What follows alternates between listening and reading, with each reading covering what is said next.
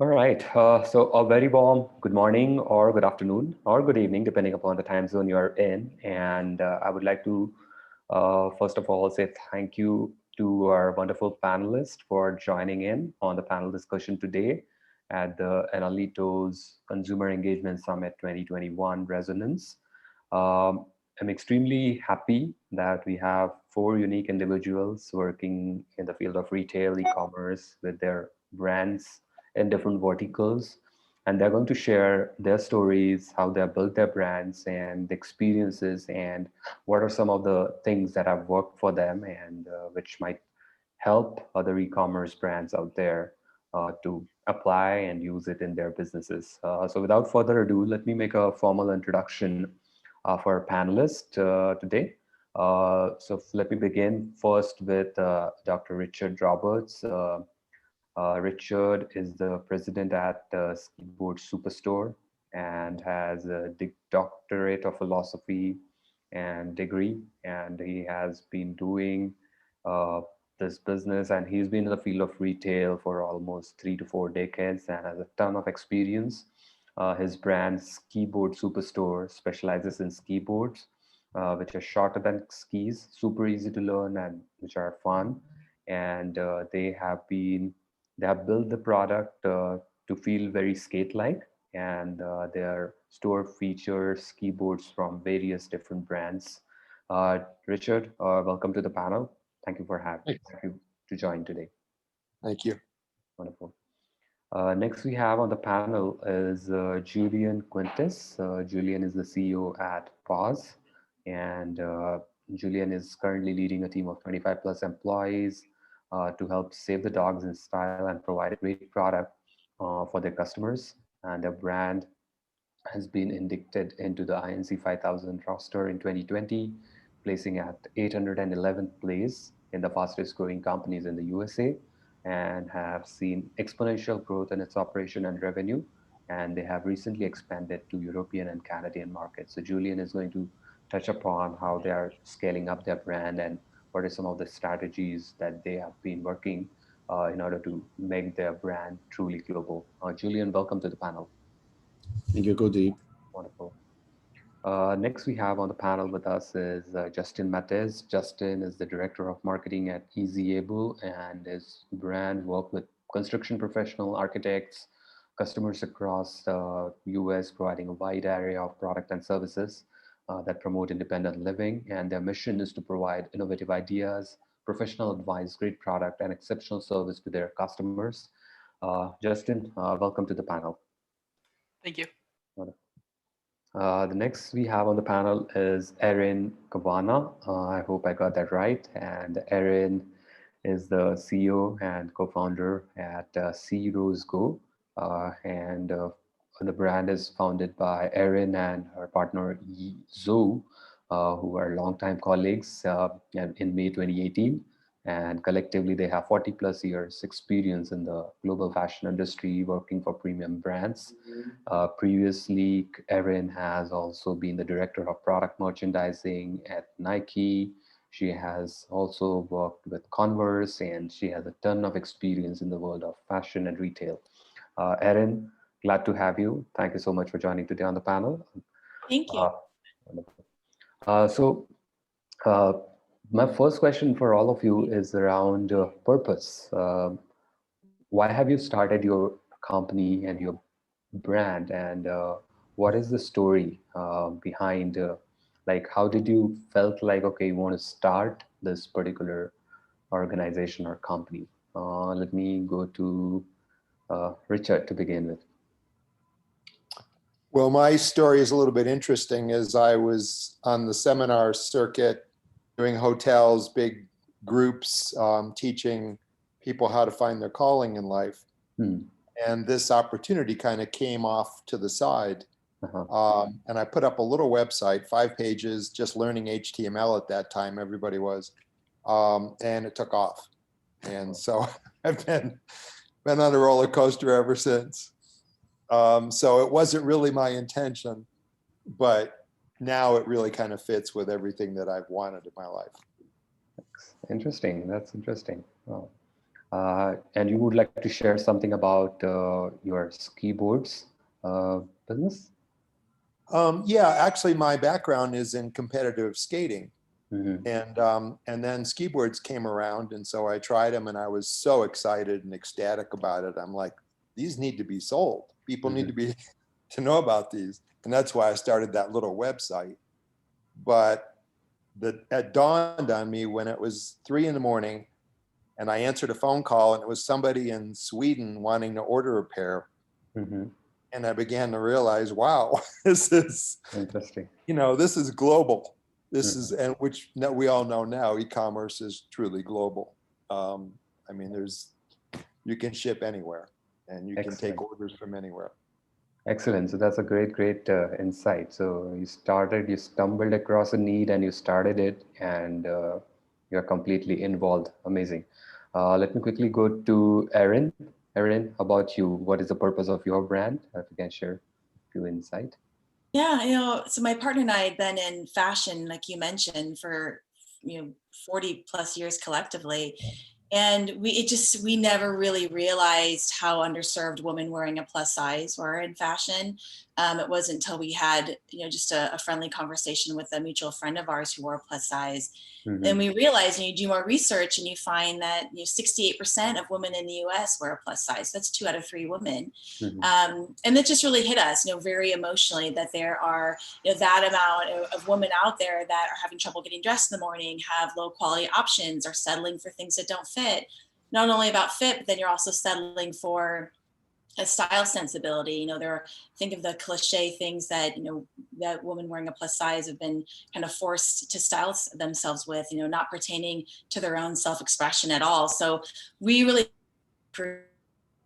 game change within plus size fashion. So bringing our background from Nike as well, we're fusing a sense of technical performance with everyday chic and mindful, sustainable clothing. And that's what we've done. We have a patent pending on a fabric we've created. So we're using that and just to create elevated comfort for every day. And even today, you think about coming out of the pandemic, how people want to dress now. It's this new sense of chic, of being comfort and still looking polished. So Yeah. that's really in line with our purpose of going out and creating clothing that is led with technical innovation, versatile style, and a mindful sense of sustainability for women who have largely been underserved for much of their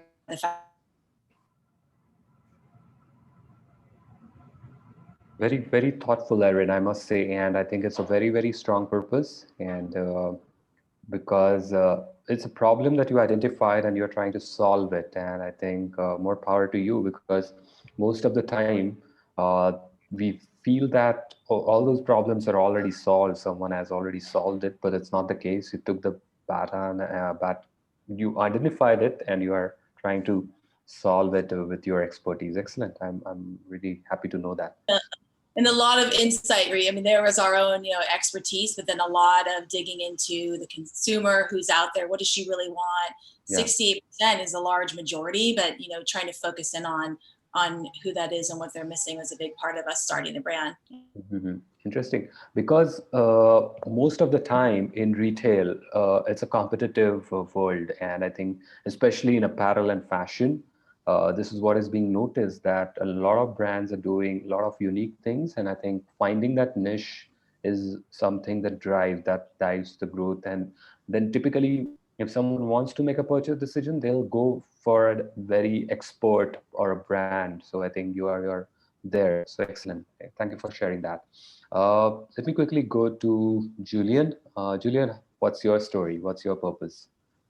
So I am not the founder of the company, right? Mhm. So I'm a professional CEO. I came in to help scale the business. We were at close to 7 digits, and the idea was to take it to very high 8 digits. So we're already on the 8 digits on my first 12 months. We hit 45% growth on top line, and the whole idea was there's a huge issue with euthanasia in the United States with pets, and one of the reasons this happens is because people don't know how to educate their pets or don't know what to expect from their pets. So a lot of people end up giving their away for adoption, and there's only so many dogs that can be adopted, right? During the pandemic, one thing that we found out with our partners is that more people were willing to foster dogs and adopt dogs because they were at home and they were feeling the need to have a best friend with them. And we all know dogs and cats and all the animals that ended up in shelters are the vast majority of them are extremely docile. So it's how can we support the cause by empowering the shelters and diffusing the actual problem to a vast majority of the demographic. So we've been working now exclusively with the Best Friend organization. They have a big, hairy, audacious goal of making the United States euthanasia free by 2025. And we like audacity. We like things that are aspirational. So we're joining them in this case. And for us, it's about living a better life and having pets live better lives, right? So how do we empower people to understand that their dogs can be an integral part of their lives, regardless of where they are or where they're going, if they're traveling? So we're going to start basing all of our communication around the family as a whole, not only the consumer, not only the merchandise side of things, but how do you include your pet in every stage of your life? So if you're going on a road trip, if you're going on an airplane, how can you make your pet's life better, right? And it's all about diffusing the ideology of how we can all be responsible for better lives, and not only ours, but of those around us, entire family and animals as well. And it's been quite a ride. It's a very interesting brand. It's a very interesting concept. We're in the give back space. A lot of brands have tried a model. Not many have actually developed meaningful relationships with their customers. We have a very long following. We have an extremely high returning customer rate. So we're in 50+% returning customer rate for 2021. And even with the pandemic and all the growth last year, we were still at high 30% customer return. So I think one thing that we've really invested on is communication and retention strategies for our current list. Like your list is your most important, most valuable asset from an e-commerce perspective. And growing that list wisely and segmenting it wisely is a key to recurring revenue, right? And that lowers your cost of acquisition and it increases your lifetime value, which is probably the most important thing in profitability in e-commerce businesses. Is like, how do you decrease your cost per order and increase the amount of orders on customers that are already onboarded? Wow, that's excellent story and insight about the purpose of your brand is very strong, and how it's actually paving the way for you to scale up your brand. And I think whatever you're doing, let's touch upon those in a while in the next couple of questions. Let me quickly go to Justin as well and learn about what he's doing. Hey, Justin, if you can share something about your brand. Yeah, so EasyAble was started in about 2008 by Jody. She noticed that um, her father had Parkinson's, and so she was looking for accessible solutions for her father, and she was really struggling not just to find accessible solutions, but also to find anybody who was knowledgeable about accessible solutions. So she noticed that there was a gap there, and decided to fill it, and it's kind of grown since. Interesting. Wow, that's a very strong purpose for starting up or for launching a venture. Excellent. My next question for all of you guys is around consumer engagement. I think as you have started your journey, I think you found a niche for yourself. What are some of the things that you do as a brand custodian for engaging with your target audience? What are your marketing strategies that you have adopted in the last couple of years, which have really helped you in kind of scaling up and acquiring more new customers? Let me go to Erin. Yeah, I just, it's in fashion, that's what you have to do is in with any brand, I think, is really cultivate that community. So we're constantly asking, how do we keep growing? I mean, Instagram, of course, for fashion is just so visual. And then there's just such a wide space for an opportunity to tap into with the shopping influencers, and then creating your own visual, and talking about building an and that's all part of the branding as well. I know the content that you're putting out there and who you're connecting yourself with. So that kind of comes to mind first and foremost is social media, how we're kind of engaging with our customer on there. And there's so many avenues between live events, just the interactive within stories, that being something that's even more popular and probably more engaging than the actual feed. Before pandemic, we actually were really successful with pop-ups. You know, where we were pop-up, we're based in New York City. So even just taking over spaces or getting together with other brand partnerships and kind of working with them to put our audiences together have been a really, really effective way of building our community. And even through the pandemic, you know, trying to think through what are solutions over sales. You know, we sell non-essential clothing, so it wasn't really something that, you know, we were gonna kind of, you know, grow through there. You know, we don't sell loungewear, we don't sell pajamas, and we're non-essential. So we had to kind of think, all right, what are we contributing, you know, as humans and as founders, how are we participating? So really, really dug into our community and connectivity last year, especially with hosting events, you know, virtual events. We did something called founder calls every Friday. We would put our Zoom link on our socials and invite our community to call in and talk to us, whether it's to see a new face or hear a joke or talk about fashion, just all, you know, different avenues of using that kind of space to build the community. But it is super important, and you're talking about engagement, to build that community up first, and then you'll learn so much the way that they want to be engaged and what they're responding to. Wow, that's excellent. So building a community and creating content that resonate with them, with their thought process, and ultimately having a dialogue with your target audience allows you to do wonderful things, and making sure that because I think the whole world that we are living in is suddenly during pandemic got divided into essential versus non-essential. But non-essentials are actually equally important to run the entire global economy. And I think creating that consumer engagement definitely is a tough thing, but I think once you start building the community, it helps you in growth. Excellent thought, Erin. Let me go to quickly Doc and ask him, Doc, when you got that first customer, like the customer calling you from Sweden, and what was your thought? Like, how have you scaled up your business where you started getting customers from abroad also? And what are some of the things that you do regularly in order to acquire new customers? Well, originally the idea with ski boards was to have something that the skills from skating transfer to the slopes, because skis and snowboards don't really capture that. But then I quickly began to realize that this was about joy. So a lot of people who have never skied, never done anything on the slope. Are we getting feedback? Are we okay? A little bit. I think I'm hearing a little bit of noise. I don't know why, but you can carry on. That's okay. Okay. Anyway, so as you know, I stay in touch with customers, obviously, but it's more than that, because they're having an experience that they haven't had before sometimes, where this kind of free, ecstatic joy that they're experiencing. So I've began to write a lot of articles, post it up there, and realized that information was one of the keys. So I have an extensive university on my website where they can learn everything about this sport compared to skiing or snowboarding.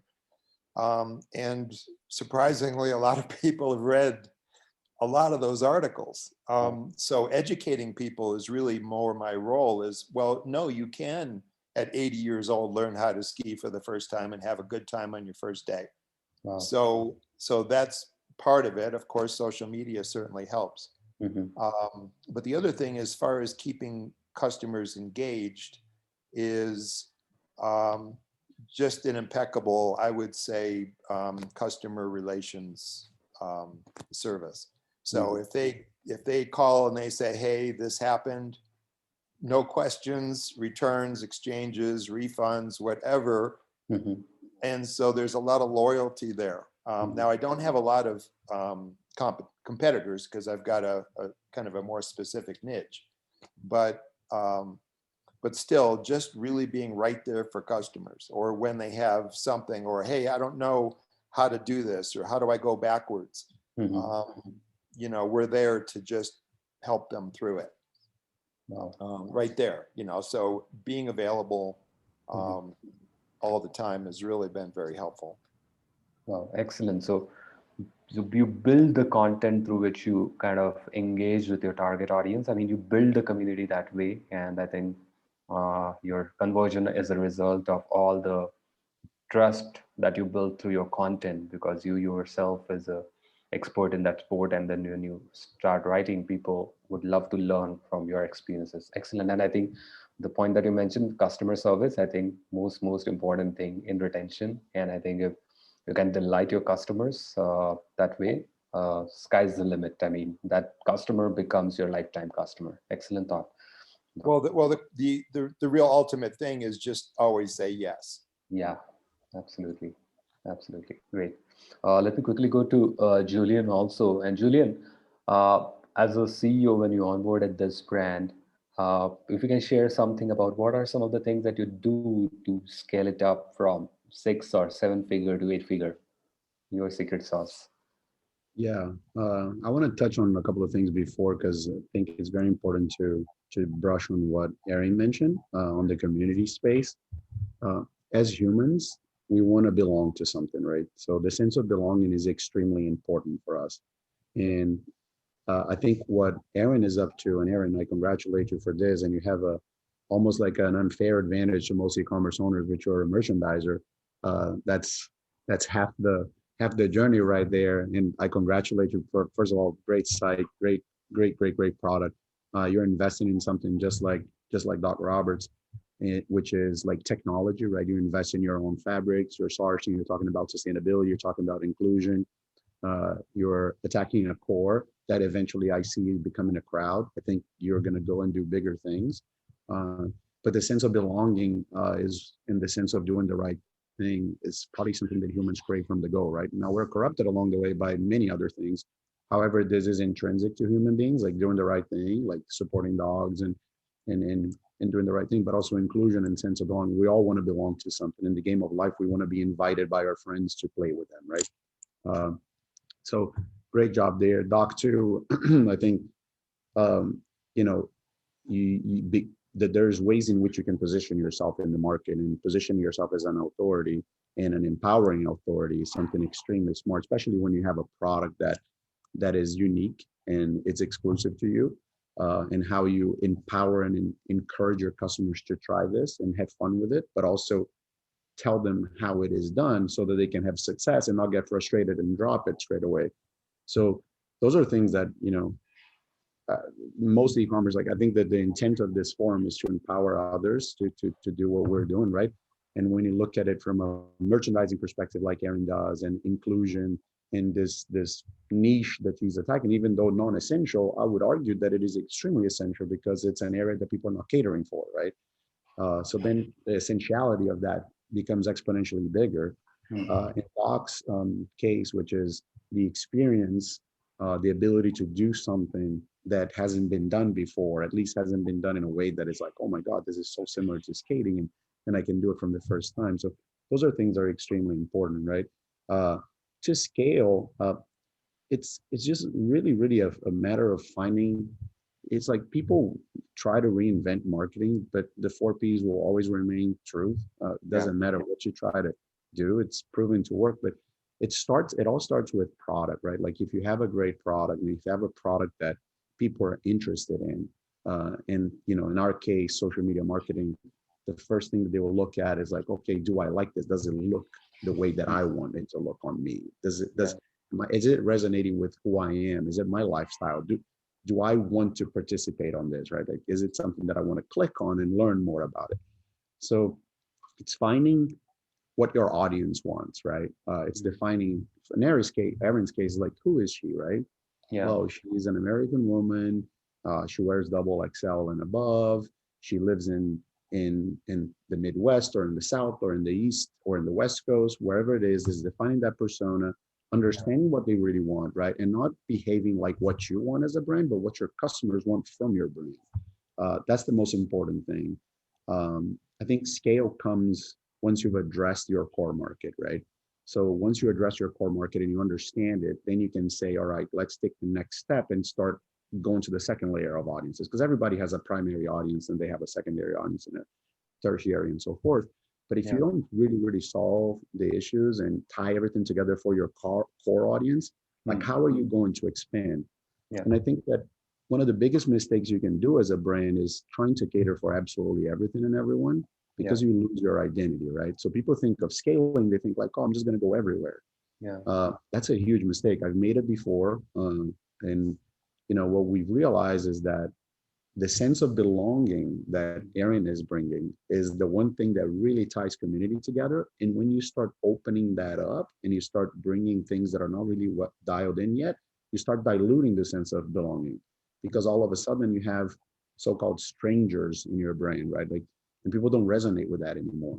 So that's I think it's really understanding your customer and catering to that customer is the most important thing. And as Doc said on Yes, if you understand neurolinguistics, and Doc is probably an expert at this from what I'm seeing, is you cannot treat your customers as a no, but here's what we're doing. It's like yes, and here's what we're doing, right? It's extremely important to first of all hear your customers Yeah. and address where you're coming short, make it better, and improve their their service, right? Like at the end of the day, like you said in the beginning, Koji, Yeah. Amazon is coming in, they're doing same day delivery. How do you compete with that, right? Yeah. So you compete with that by treating your customers in a more humane way than Amazon can. Like Amazon cannot dispose of enough customer service resources to talk to people. Correct. So how do you do that? How do you humanize your communication? How do you humanize your customer service? And people are talking about automation and all these tools. Yeah, that's great. But if you don't humanize the messaging behind it, you're just another person using templated answers from SaaS companies, right? And Interesting. that's how I see scaling happen. It's like humanization, sense of belonging, and a great product that caters to your audience. There's no other way of doing it. At least I don't know of any other way. So I don't want to be the Midas that's like, oh, this is the only way. I don't know of any other way besides listening to your customers, having a great product, price it correctly, and offer it in the right places. That's an excellent insight, Julian, that you shared, like humanizing the entire experience, and by having the right product and by listening to the consumers, great things can be achieved by a brand. Excellent piece of insight coming up from you. Thank you. Let me quickly go to Justin also. Justin, you're also in a very niche space. So what are some of the things that you do and to connect with your target audience? So we do a few different things. We we've got an email campaign that's been fairly effective. And what we do with that is we segment our customers not just on what they're looking at, but also how much they're spending, and we've got our average order value figured out. And so we send them different marketing based on their average order value as well as their product. Some of the other things that we do to try and really be clear to our customers is we try and make our website super clear. And we've actually kind of tried to build our website around our niche. We help a lot of elderly people, and so we want to make our website. We want our website to resonate with that. We want it to be really clear, so anybody can go on and use it, and it's really clear where everything is. Excellent. So email marketing, and by making sure that you are able to help your consumers by understanding what their needs are, and then helping them on your storefront. Excellent. That's amazing. My next question is for all of you, and I'll try to put it this way. The way digital adoption has happened, I think mobile has evolved as a one thing, which is kind of which people are looking for. Like people might discover something on their smartphone first. So if they discover your brand on the smartphone, is your brand ready for offering the same experience that they get on a desktop? Because most mobile sites, so yeah, mobile optimization may not be there, or the experience that they get on a mobile screen can be different as compared to what they get on desktop. So what is your opinion, or what are your thoughts on creating mobile first experiences, keeping in mind more and more people spend a lot of their time on their smartphones? Let me go to Doc. What is your thought process on that, Doc? That's a soft spot for me because I've got a lot of products and a lot of information. And so trying to get it all into a smartphone for them to read Hmm. is difficult. Yeah. Also, when they call and generally they'll just call and say, what should I buy? Yeah. And I'm trying to talk them through it, but they're on a phone. The way that products line up is different than what it would be on a desktop. Yeah. So unfortunately, a lot of times they'll just have to call. I haven't worked that out as well. Mhm. It does work at least enough to introduce customers to, hey, there's something here. I want to look at it further and dig into it, or just basically call, which we're always available to answer the phone. So, but I guess I can't really address that question as well because I No haven't problem. worked it out. Interesting. Because the trend that has happened is as we spend a lot of time on our smartphones, we discover things on smartphone. So we check there like a little bit, then we go to our desktop either for purchase or we do our entire research purchase on the desktop site, and then we go to maybe when we have time on a smartphone and make the purchase. So it depends. I mean, it can vary, but I just ask it from the point of view of how smartphones are becoming more powerful, so how stores have to kind of be ready with what the consumers might be looking for on their smartphone. So, Erin, what's your thought on this mobile first e-commerce Yeah, experience? I mean, I think if you're not mobile first already, you got to work to get there. I mean, that's what we're just on these things so much, especially from a so fashion brand standpoint specifically. We're just making some notes that for us to be mobile.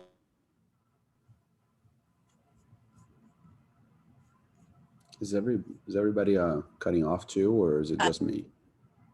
I think it's Oh, I can't. Erin. She's cutting off, but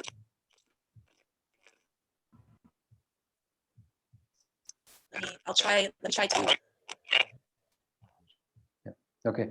While Erin is rejoining, I think let me go to Justin in the meantime. Justin, what are some of the things? I mean, are you thinking in that direction, or you're already there for the mobile first experience?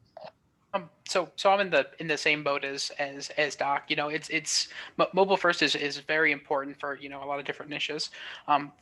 For mine specifically, not as much, just because there's some of our customers don't even have like email. So Hmm. um, we there we acknowledge that mobile first is really important.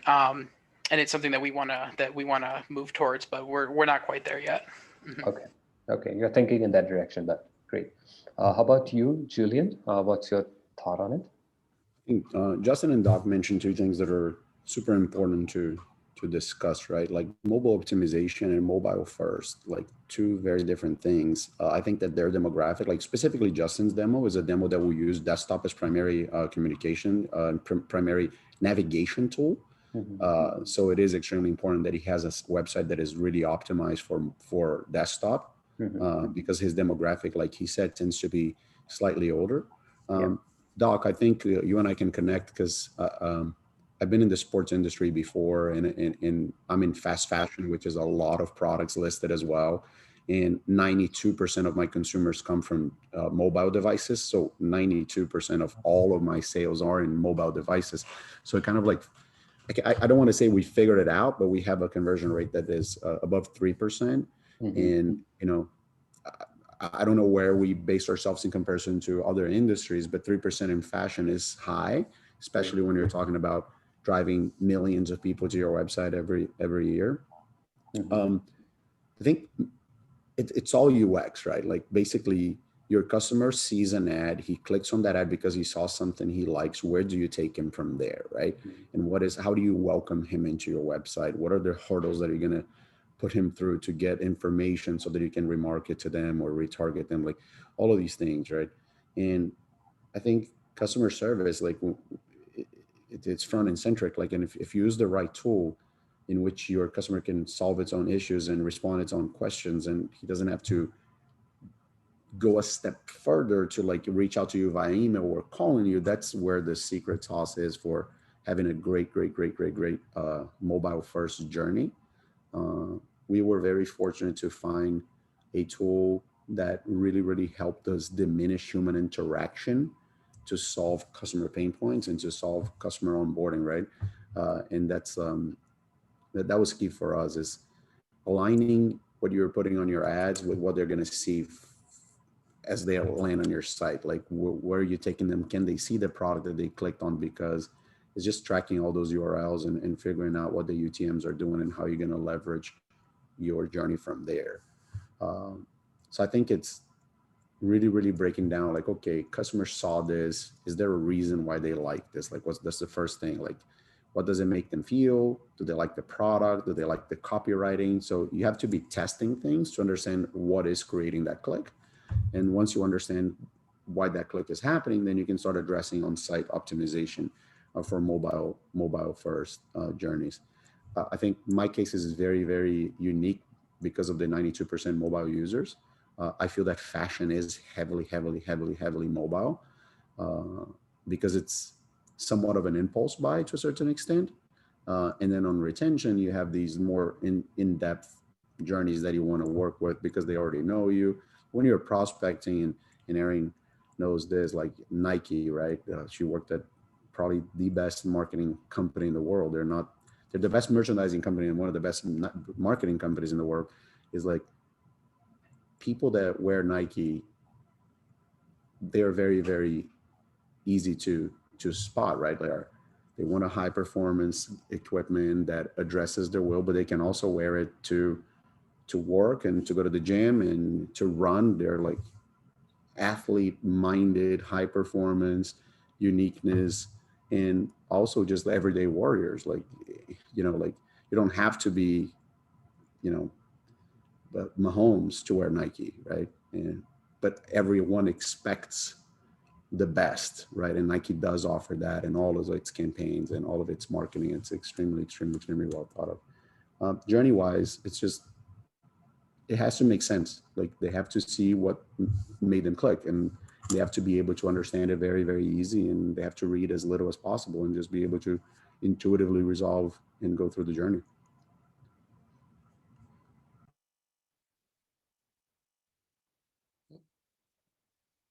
Lost somebody or me.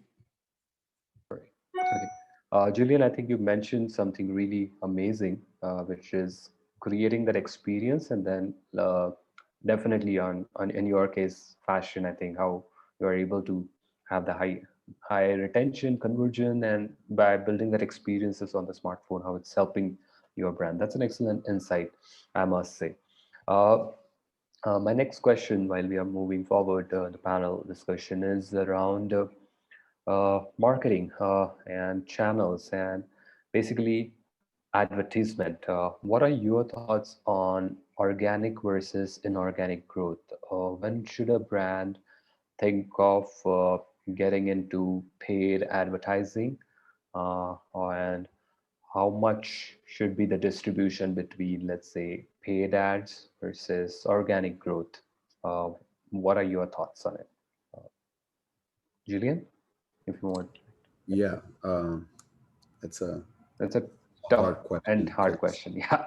Yeah, it's a hard question because it also is really tied to your budgets and how much you have to invest in some things. I mean, from a priority standpoint, you want to be bringing more new customers to your site with paid marketing.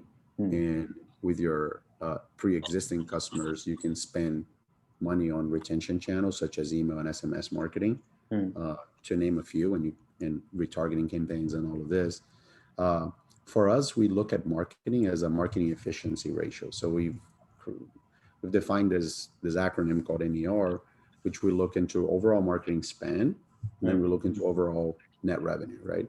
Okay. And that's how we set success for marketing. Now, individually on this, we've built a dashboard in which we can see what's our top of the funnel spend, what is our middle of the funnel spend, what is our bottom of the funnel spend, and then we look into, because everybody looks at a funnel as like a single directional journey, right? Yeah. However, it is not entirely true because you have to think of it kind of like an hourglass because people have to keep going through the conversion, right? So Yeah. once that sand go all the way through and you convert it, now you have to flip it again and put them into that journey again because you want to have continuous revenue on customers that you have acquired. Yeah. So I would say that 65 to 70% of our marketing dollars go into prospecting, which is customers that have never heard of us. At least our exclusions is 180-day website interactions or any interactions with social. And on search is like really, you're always going to see great results on branded, right? But how do you scale non-branded? How do you compete in a space, specifically fashion, which is humongous in terms of search volume? Sure. How do you scale non-branded? Mm. People have this false illusion like, well, my branded campaigns are doing great. Yeah, I beg to differ because if people are searching for you and you showed up in an organic placement, they would still click on that, right? Right. They may not click on the ad; they may click on the organic placement. So I think that with Google variations now, like how we're going to change SEO to like Web Core Vitals, all of these things are going to really dial into what was previous on my question, which is the customer journey, usability, and website speed, and all of these things. So that's what I would be kind of like focusing on from an organic perspective is like UX and speed. Like, with 5G LTE, if your site doesn't load in a second, you have an issue, right? Like you have to load fast. You have to people are not going to be waiting for it to load, and generation now is so demanding on speed. So I'll really be looking into Web Core Vitals and UX like as little friction as possible. And like a quick hack that we've learned to kind of like grow the list is running Facebook Messenger interactions first for brands that are social dependent. Really helps you grow your list at a way cheaper cost than SMS does. And then tying up like your retention campaigns, like can you exclude your text receivers and clickers from your email campaigns and vice versa? Email's a way cheaper channel. So you send that out first, see who converts, exclude them from SMS, send SMS, see if you can include there. And then you just really dial in that. It's a more expensive venture.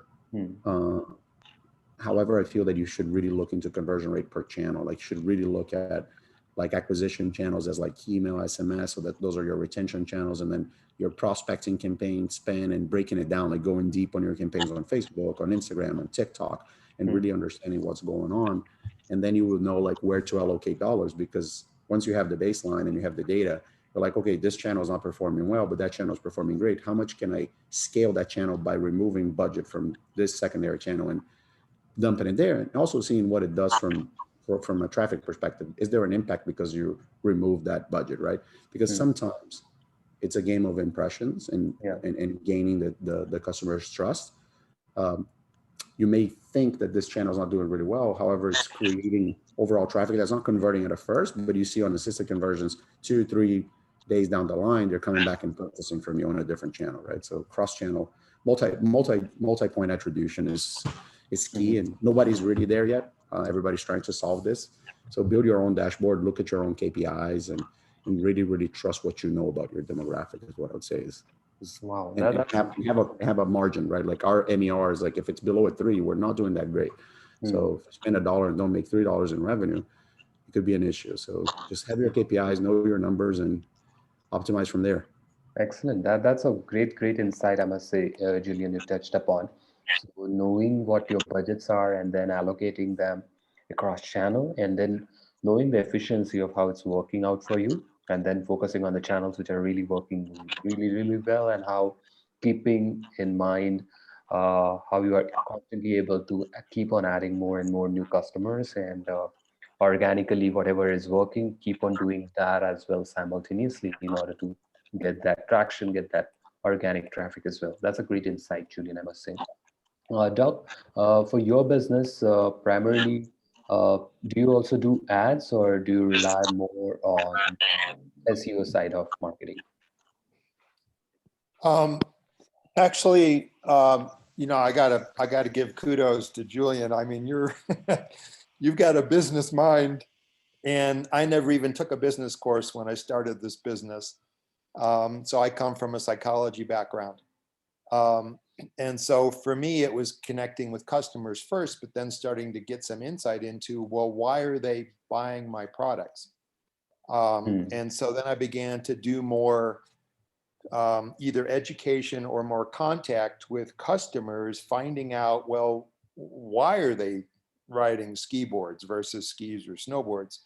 And then began to realize that it really is like a, like a try before you buy, which has been very successful. So I have a rental by mail program. So I'll ship anywhere all over the country to whatever hotel resort they're going to, so they can try them.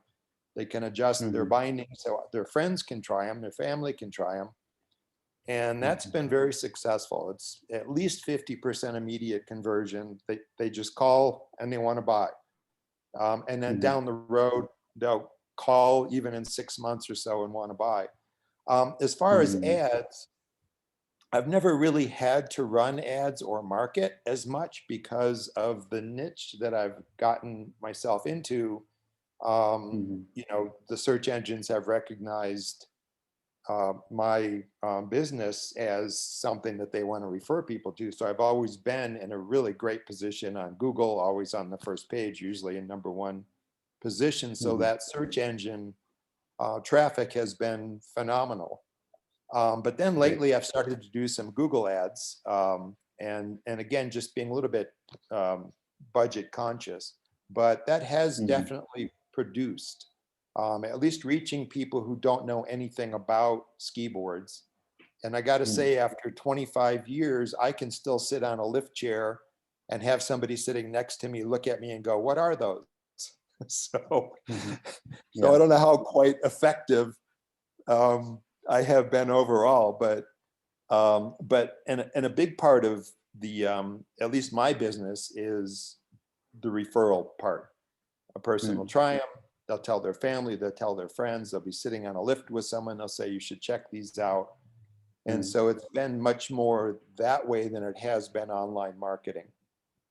And demo days for people to try them. So again, I'm kind of in a little bit of a different position, I'd say, than maybe some of the other people.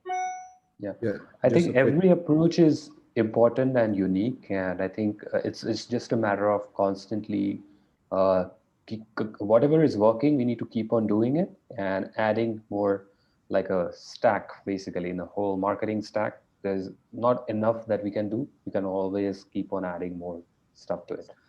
I'm sorry, Kudeep. Let me just mention something to Doc that may be of his high interest. So look into a company called Try Now if you're running on Shopify. I don't know if you are, but if you are, look into a company called Try Now, because instead of running the rental program, you could literally have on your purchase page a try before you buy button. And it would be the same thing, but you're not having to take them into like a specific part of your menu, right? Every product page can have that try before you buy functionality. So there's a company called Try Now that does that. That's really, really interesting. The other thing that I see as like tremendous opportunity for your brand is video content marketing, right? Like, and you may even run these organically. You don't have to run it in a paid format, but if you can show people having fun with this new sporting category, right? That's going to generate a lot of likes and shares, and that can generate a lot of traffic to your brand. So look into video content marketing. It's probably something very, very powerful for your brand. Yes, thank you for that. Wonderful. Let me quickly go to Justin. And Justin, for your brand, you mentioned earlier you do email marketing. Do you also go for ads as well? And how? What's your thought on that? Yeah, so we do paid ads, Google ads and Facebook ads as well. And so what we did with our e-commerce is we had originally, years ago, tried a Google ads campaign, and it really didn't pan out. So what we did was we circled back around to our organic our organic clicks, and we looked at a lot of the metrics like conversion rate and that sort of thing, and we tried to get those as high as possible before we went back to the the Google ads, because you can pay for 1 million people to come to your site, but if your site's not optimized, they're not gonna purchase. So as okay, so you're doing both, and whichever is working really well, you're focusing a lot on that.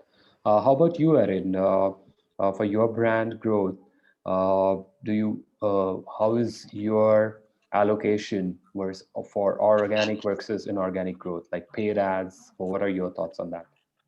Yeah, sorry about cutting out, guys. Glad to be back, and some really great points that just want to touch on too. What Julian had said about really focusing on your own dashboard as a new brand. And for anyone who's there that's building their startup right now, you don't have to be dependent on social media and Facebook ads, because you can just throw so much money at these things. It's probably important as a fashion brand. We definitely have a presence.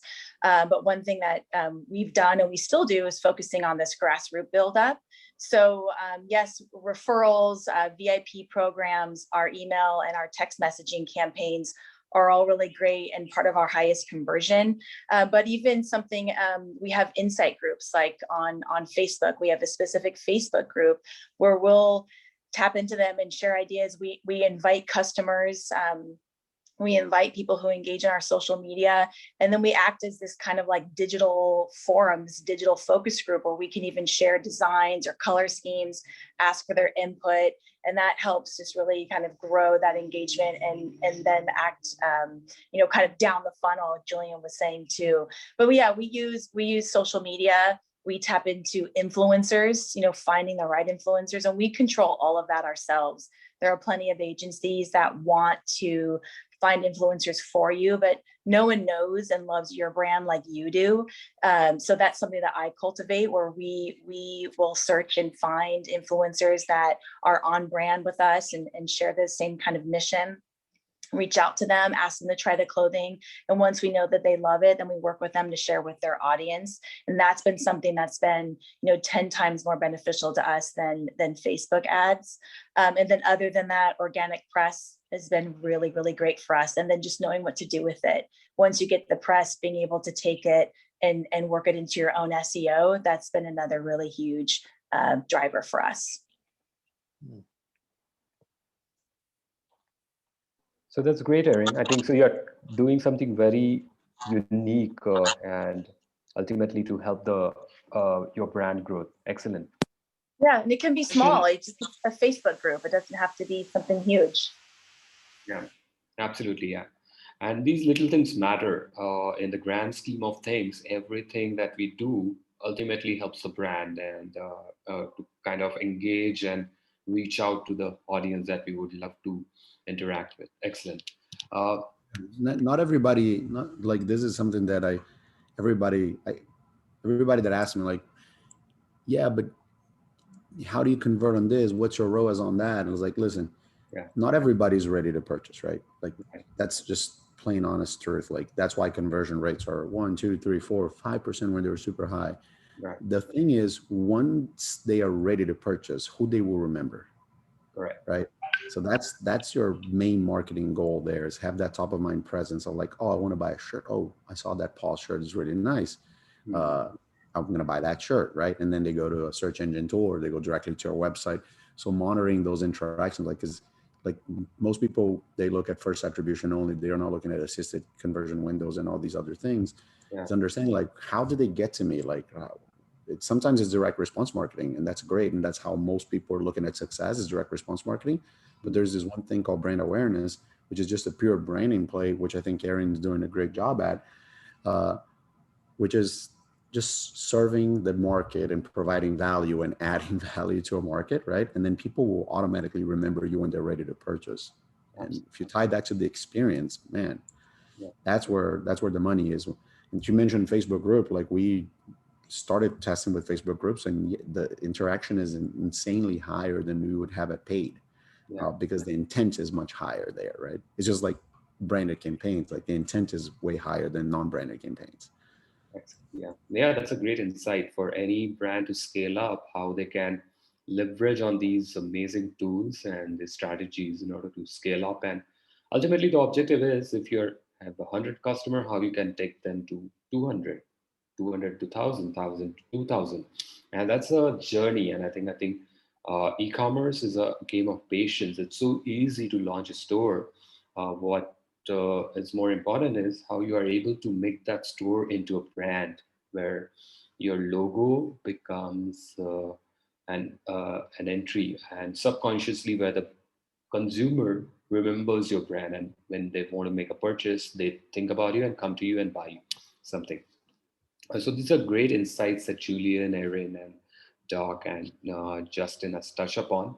My next question is, while we are coming to an end for this panel discussion, is around you all are in different verticals. So what is that one thing that you are thinking of doing for your brand that you haven't done so far in the next, let's say this year, the years coming after, that you think can help your brand to scale up more? Maybe something that you haven't tried before, but you would like to try. Any ideas? Julian? We're really going to invest on retaining content creators. Ah, So for us, UGC style, user generated content style uh, video is something that we're really, really going to work on. And instead of just repurposing all throughout, we're going to try and create a routine in which we work with a set amount of people. This is something not coming from me. He's the CEO of Hush Blankets mentioned something like this. And I'm like, wow. He says, so we're spending $350,000, $400,000 a month in advertising.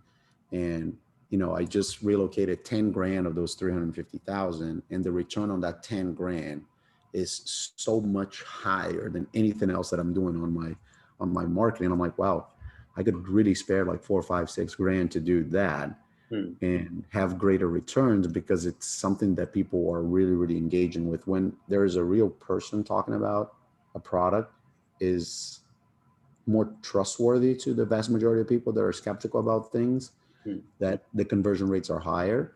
So there's a program, there's something that you can run called whitelisting, which is you run ads from someone else's account. So basically, if Erin was a Pause customer and she created great content for Pause, I could then pay Erin and tap into her Instagram account and run ads from Erin's profile in partnership with Pause. If you look at Nike and Cristiano Ronaldo and all these high profile athletes, they do a lot of paid partnerships. yeah. We're going to really, really, really invest on that, like supporting our community so that they know that we care and we trust and we want them to be a part of our marketing efforts, and doing that in a strategical way, not just like repurposing content, right? Like each channel has its own window, each channel has its own formatting. Like for instance, TikTok, you have these things with all the dances and the pointing and all the copywriting that goes around that. That's not necessarily true for Facebook, right? And it doesn't really translate into Reels format. And so it's like purposeful content for specific channels with a specific message tied to all of them, and understanding where they fall into the customer journey. So your copywriting for prospecting cannot be your copywriting for retargeting, right? It's just like your first date and your second date and your third date, like the messaging is different, right? The conversations you're going to have at your first approach at someone you're interested in developing a relationship with are completely different from a conversation that you're going to have on your second interaction with that person, right?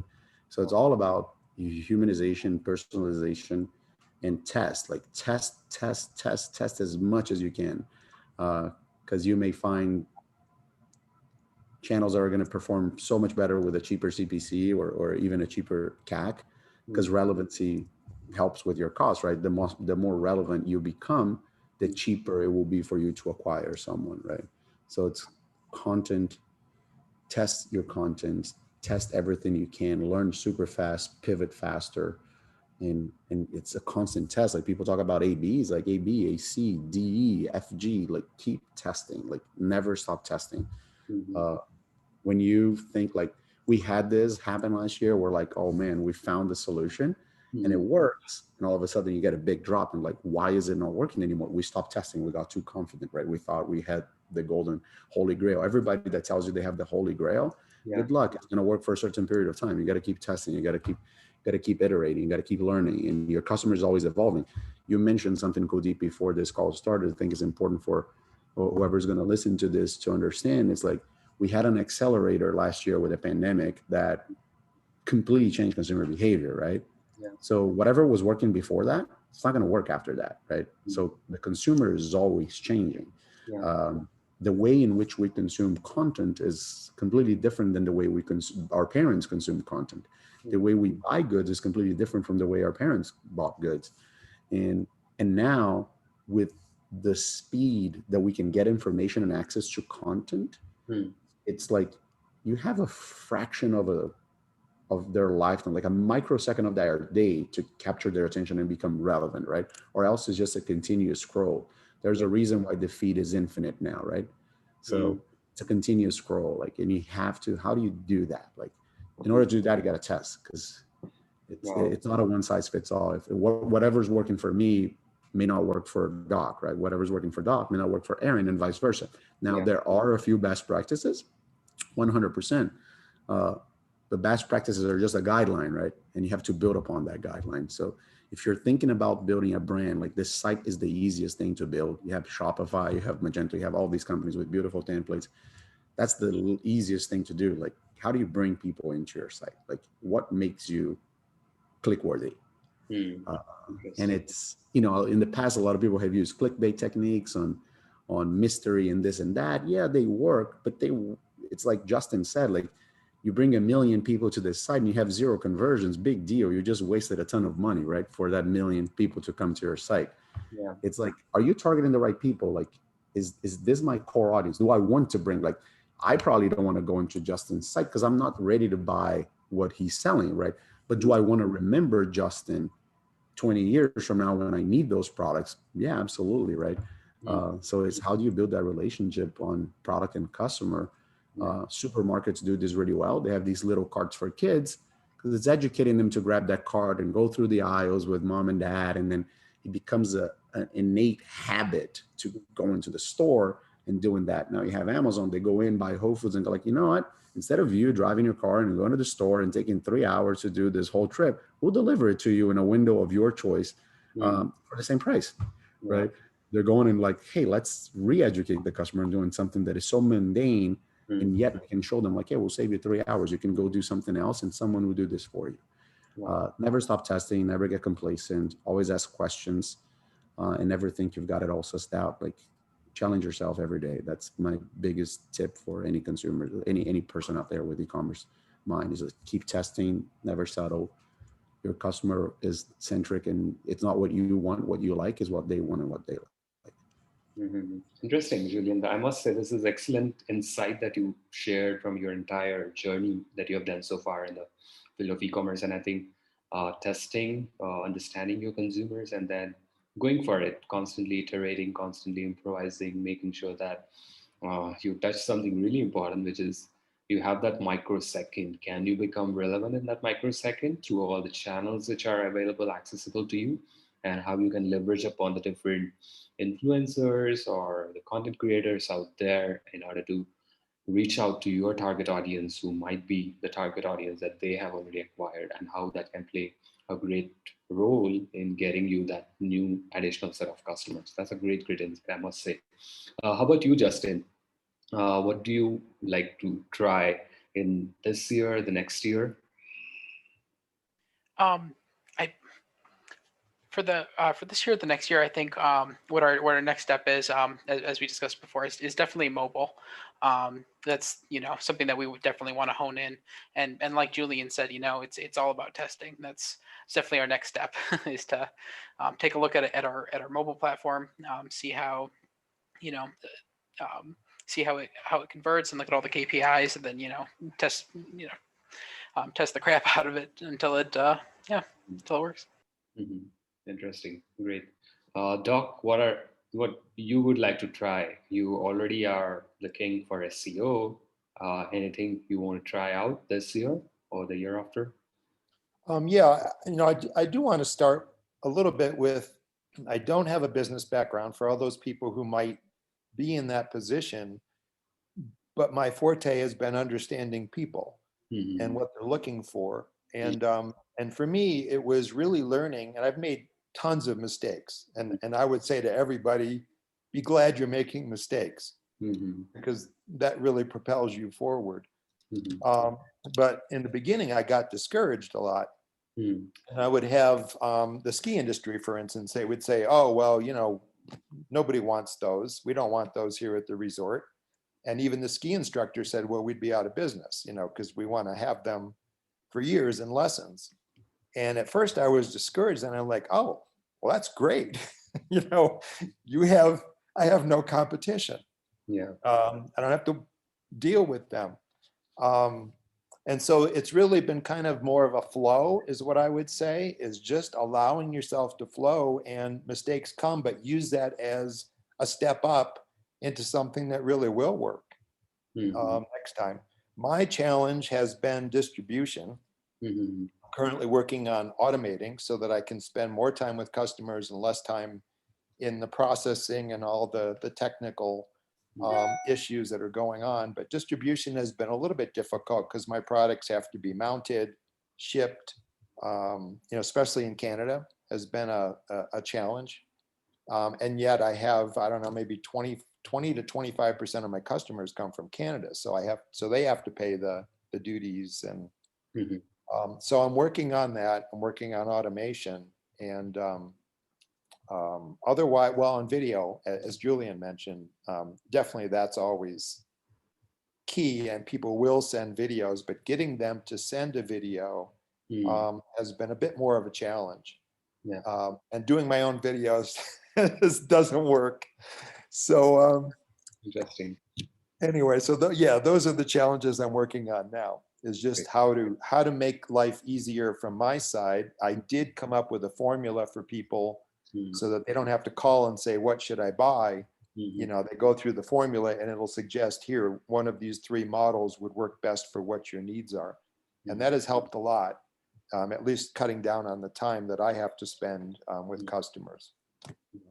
Interesting. I think so. You are also thinking, you're evolving, and I must say, I think the more user-generated content comes to you directly from your consumer, nothing like it. Like a brand like GoPro becomes a huge success out of nowhere, even where there was an industry where cameras, smartphones were already there, but GoPro become the main go-to accessory that someone who travels keeps with himself in order to capture their entire experience. And when someone is able to experience that through the eyes of GoPro camera, wow, the whole experience gets elevated. I mean, the same video coming from a smartphone versus something that comes from a GoPro is completely different. So I think in your case also, that may be phenomenal to experience that.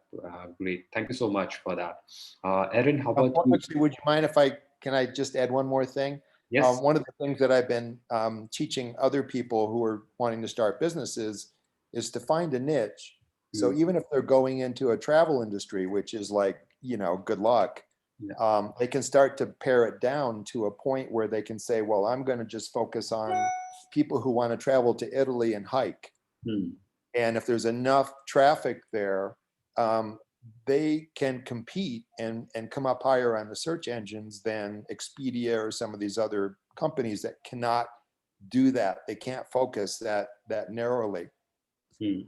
So finding a niche for me was really a key to really having the market. Wow, excellent. So finding the niche, that's the mantra, that's the advice from that. Excellent. Erin, what is something that you want to do this year, or just grow and scale up your brand that if you haven't done before? Sure. Yeah, I just want to say I love this this talk about user-generated content. So I find it just so relevant. I mean, just think of all the imagery we've been seeing over the last year, where we were watching news being broadcast out of the host homes, and we're also used to seeing now a sense of user-generated content. So that's also something that we'll be putting more of our spend to. Photo shoots cost thousands of dollars, and for a fraction of that, you could put it towards a content creator and have a more authentic content. For us this year, really, really excited to expand our product offering. We've built our business right now and our repeat customer rate off of a really tight assortment. We have 7 things, within our assortment, 7 essential pieces of clothing that we're building a repeat customer on, and now seeing how customer behaviors change. Just adding new product categories, and then tapping into our expertise within technical fabrics, performance, listening to our customer, gathering more data, and creating new solutions based in tech. So we're really excited to do that this year. Yeah, excellent. So great. I think more power to you as well. And I must say this has been an excellent panel discussion today with Justin, Julian, Doc, and Aaron. And you guys have really, really shared your secret sauce. I mean, you really touched upon something very, very important, which often goes unnoticed, which often does not find its way because of all the information that is available. But the nuances that you touched upon and towards marketing strategy, branding, and brand building, how that can be done ultimately, and how you can leverage upon the power of social media and all the different engagement channels available and accessible. If being used with the right mix, sky's the limit for growth. With that, I would like to take this opportunity to say thank you on behalf of my team at Analito for taking out time today and joining us on the panel. Julian, thank you so much for joining in today. I would love to learn more from you, maybe on some other topic, but I'm really, really grateful to you for sharing that and freely kind of inspiring. You might inspire a lot of people on the way. So great. Thank you so much. Erin, excellent stuff you're doing. Very, very thoughtful, excellent. And the purpose, I think that's what helps you in building a great brand. I think more power to you. Thank you so much for joining in today. Doc, it's a pleasure to have you today and for sharing something really, really valuable. And I think this is like the content and how it can make a big difference in connecting with the target audience, and how you can build lifelong relationship just through content where the consumer may not do an impulse buy when they discover your blog, but they will remember you for the next 20, 30 years. And that's the power of content that you shared. Justin, I must say, a great brand. And I think you are doing something which is very, very niche and very focused. And I think more power to you. And because the target audience is unique. And I think a lot of things can be done, but I'm really glad that we had this panel discussion and talk about all these things related to e-commerce. Thank you so much, all of you, once again. Thank you. Thank you. Thank you. Thanks, everybody. It was awesome to learn more about everyone's business. And I think we should always keep this discussion going, right? Is an event that perpetuates itself. So if you guys want to talk, and I just want to learn about more about what you guys are doing and what the challenges are, because one of my core values as a person is to support my fellow coworkers and my fellow entrepreneurs and everybody. And we're here for a short period of time, right? So if we can make everyone else's lives better, good on us, right? So super looking forward to connecting with you guys outside of this event. Doc, if there's anything that I can help, Justin, same thing for Aaron and Kuldeep, like super excited about sharing more. I think this was just the scratch on the surface of what we've all been doing. Let's keep the momentum going. It's a great time, and I feel that e-commerce is so sedimented now that you have to take the leap. Like you have to go to the next step, like because it's going to get saturated pretty fast. It's already kind of saturated, but if you can start building a real brand now and looking into your customers, I think you can't really stop it. DTC is the way to go, and it's going to keep growing and growing and growing. Yeah.